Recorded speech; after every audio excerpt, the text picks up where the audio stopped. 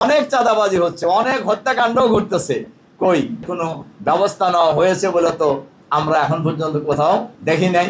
আমাদের একজন মন্ত্রী উনি বলছেন যে সমঝোতার ভিত্তিতে যদি টাকা পয়সা নেওয়া হয় তাহলে এটা চাঁদাবাজি হবে না। কি মজার কথা বলছে। জমিদারি মনে করে যে বা যারাই এই বাংলাদেশ শাসন করার পরিকল্পনা করবেন, আমি আশা করি, বিশ্বাস করি তারা ব্যর্থ হবেন ইনশাআল্লাহ। তার কারণ বাংলাদেশের মানুষ কোনো জমিদারি প্রথাকে কোনো অবস্থাতেই বরদাস্ত করবে না। এবং বর্তমান সরকারের মাননীয় প্রধানমন্ত্রী বলেছেন বাংলাদেশকে উনি চাঁদাবাজ মুক্ত, দুর্নীতি মুক্ত করবেন। কিন্তু আমি আজকের কথাই যদি বলি, প্রথম আলো পত্রিকার প্রথম পৃষ্ঠায় একটা নিউজ হয়েছে নারায়ণগঞ্জের একজন প্রতিবন্ধী ব্যবসায়ী কারখানায় চাঁদাবাজি করছেন, নামটাম সহ বলে দিছে। কই এখন পর্যন্ত তো সরকার তার ব্যাপারে কোনো ব্যবস্থা তো নেয় নাই। এটা তো নেওয়া, যদি তারা আন্তরিকই হন চাঁদাবাজি বন্ধ করবেন তাহলে তো তাদের তো ব্যবস্থা নেওয়া দরকার ছিল, কই নেন না তো।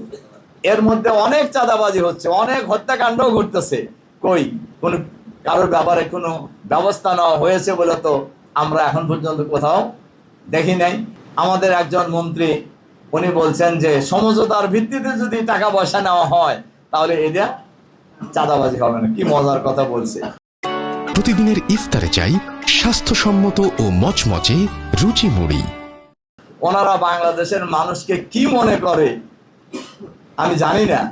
মানুষ কি কিছুই বোঝে না যে আপনি কি বলতেছেন, বাংলায় বলছেন তো, আমরা তো ইংরেজিতেও বলেন নাই। কাজেই এটা মানুষ সবই বোঝে যে আপনারা কি করবেন।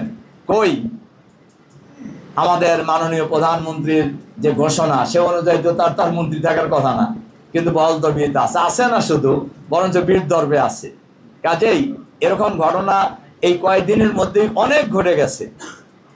এবং বাংলাদেশ জামাত ইসলামী সহ আমরা বিরোধী দল কিন্তু সংসদে যাওয়ার সিদ্ধান্ত এই কারণে আমরা নিয়েছি, আমরা এ কারণেই শপথ নিয়েছি সরকারের ভালো কাজগুলিকে আমরা সমর্থন জানাবো।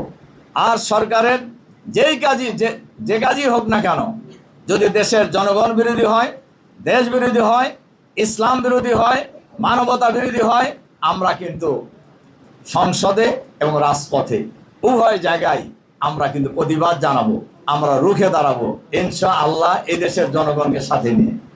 এটা আমাদের দায়িত্ব। জনগণ আমাদেরকে এ কারণেই ভোট দিয়েছে। সম্মানিত সুধীমণ্ডলী, সাংবাদিক বন্ধুগণ, এজন্য আমি আপনাদের কাছে যে আহ্বান জানিয়ে আমার কথা শেষ করতে চাই যে আমরা আমাদের এই বাংলাদেশকে ভালোবাসি, সবাই ভালোবাসি। প্রত্যেকটি দেশপ্রেমিক মানুষই আমরা এই দেশকে ভালোবাসি।